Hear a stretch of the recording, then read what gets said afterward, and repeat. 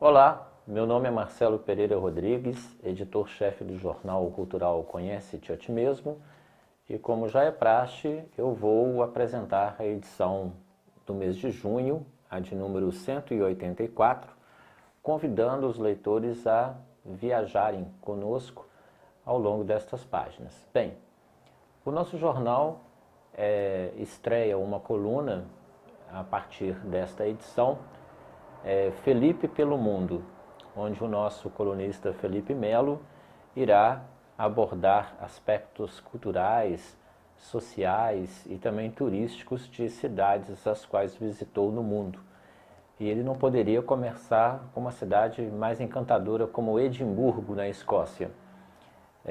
Claro que isto não irá, digamos assim, comprometer a coluna dele, o artigo de opinião que ele publica mensalmente no jornal.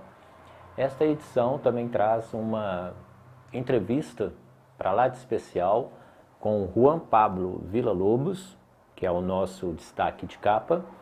É um escritor mexicano que está radicado hoje em Barcelona, na Espanha. Eu tive a oportunidade de bater um papo com ele muito bacana por Skype, e vocês irão conhecer um pouco do termo chamado narcoliteratura. O que seria ou narcoliteratura? Este termo, espero que vocês consigam absorver isto na entrevista concedida por ele.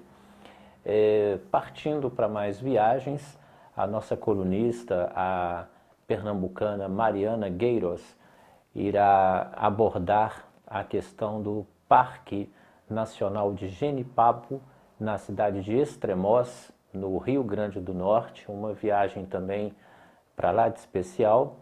E, enfim, o nosso jornal, além destas viagens físicas destes lugares que nós iremos retratar nesta edição, como aqui abordado, México, Espanha, Edimburgo, com o Felipe, nós vamos viajar através da literatura também, com os nossos artigos de opinião. No editorial do jornal, eu trato de um assunto muito interessante, que é a respeito de como algumas coisas mudam ao longo do tempo. A gente sempre tende a acreditar que não existe nada de novo debaixo do sol. Eu sempre brinco, né?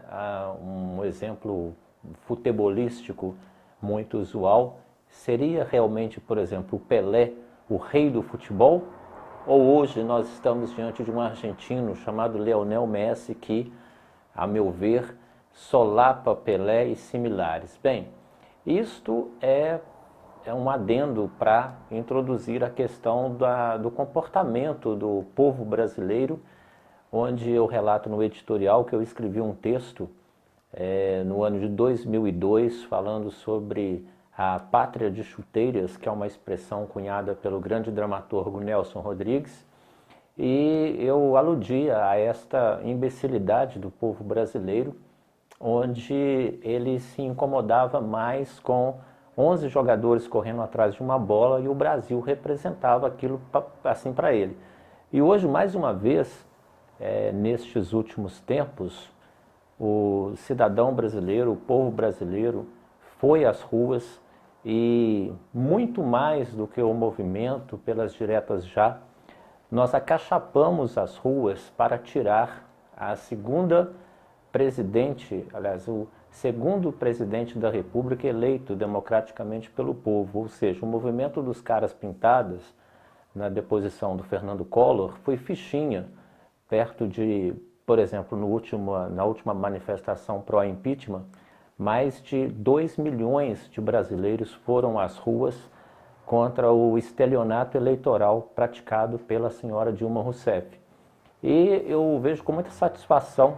Eu estava outro dia na livraria Leitura e uma conversa me chamou bastante a atenção de dois adolescentes. Uma falava assim com o garoto: é interessante que hoje os brasileiros conhecem o nome dos 11 juízes do Supremo Tribunal Federal e não conhecem os 11 jogadores de futebol da seleção brasileira. Aí a pergunta para vocês: será que nós estamos diante de novos tempos? Tomara que sim. Bem, indo além, nós temos uma história muito interessante, uma coluna muito bacana do Davis Lopes, nosso colunista de Recife, tratando de inteligência emocional para concursos públicos. O Davis é um concurseiro profissional e tem, através deste texto, dando uma dica motivacional realmente para os concurseiros. E eu digo mais, para os alunos que em breve estarão fazendo o Enem. É muito interessante o texto dele, muito útil. Foi um acréscimo e tanto para o nosso jornal. No seu artigo de opinião, o professor José Maurício de Carvalho discute a questão dos valores cívicos da sociedade brasileira, sobre o que é real e o que é ideal, um artigo muito interessante. O Felipe Melo, no seu artigo de opinião, ele trata da questão de um pintor e padeiro sueco. A questão é o seguinte, o nome do artigo dele é Vá Cuidar da Sua Vida.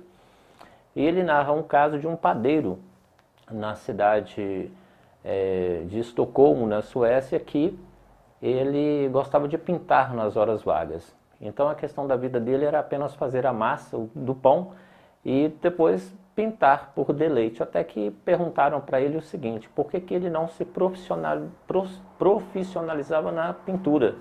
E ele dizia que aquilo era um passatempo para ele, ou seja, um autêntico cuidar da sua vida.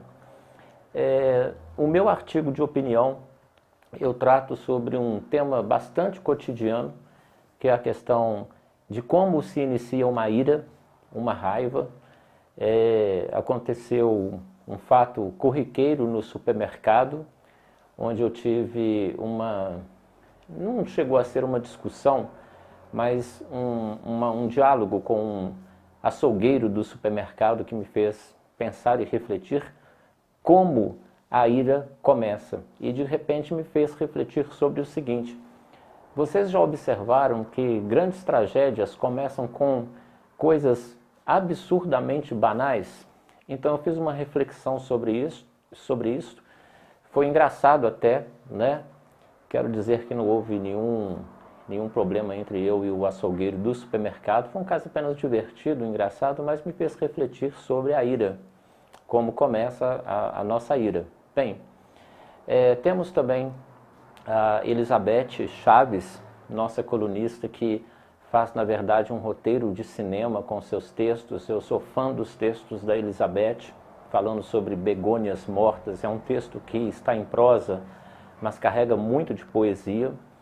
Temos o Fernando Barros de Assis, que escreveu um texto sobre um sujeito que é enterrado vivo. Me fez, inclusive, lembrar do filme que me parece chama-se Enterrado Vivo mesmo. E nós temos as já consagradas dicas culturais feitas por mim.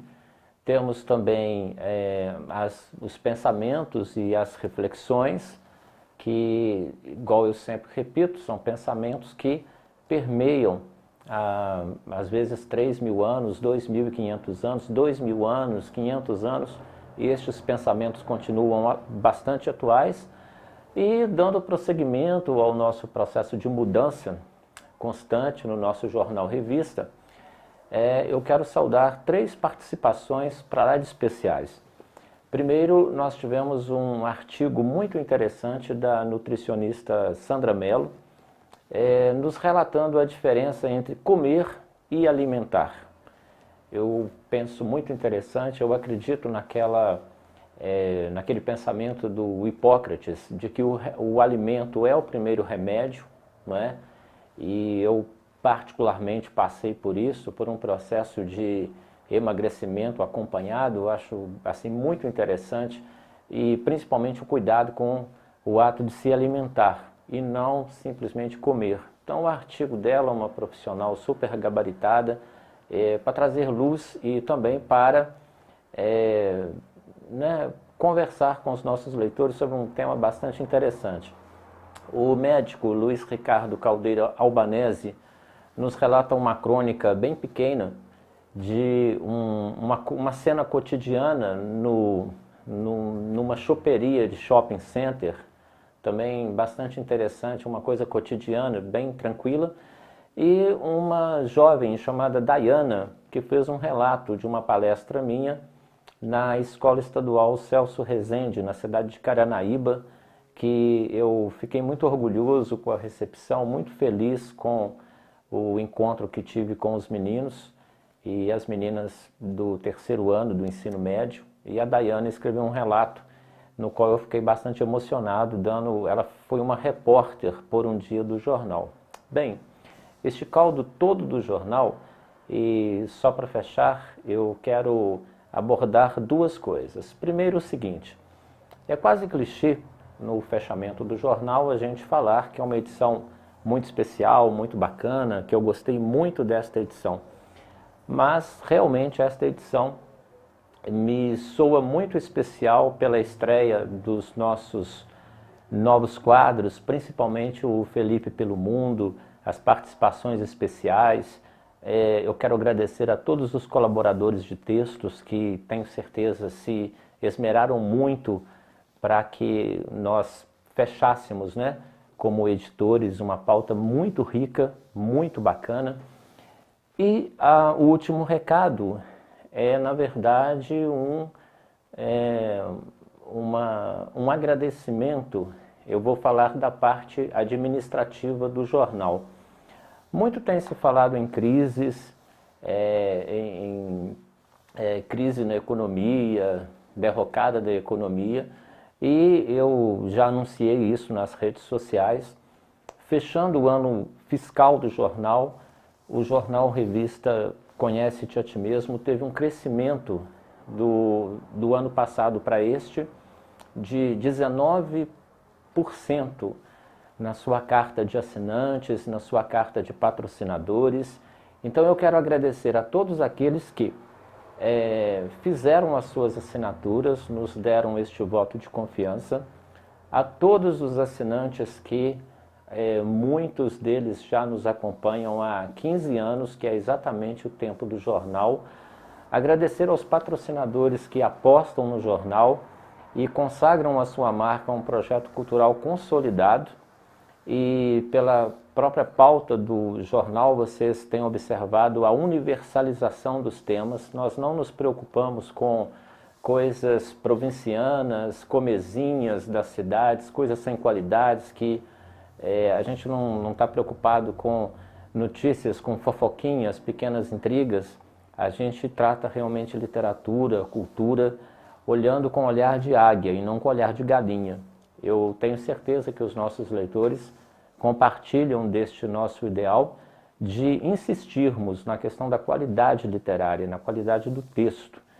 E eu tenho ficado surpreso, voltando a falar, por exemplo, dos egressos ou dos candidatos a fazerem o Enem, como pais, mães, irmãos, têm nos falado que, por exemplo, seus parentes têm recorrido a este jornal para fazerem redações ou próprios estudos. Eu fico muito feliz com isto, porque além de instruir culturalmente, o jornal presta a sua missão também pedagógica e educacional de contribuir um pouco com o meio.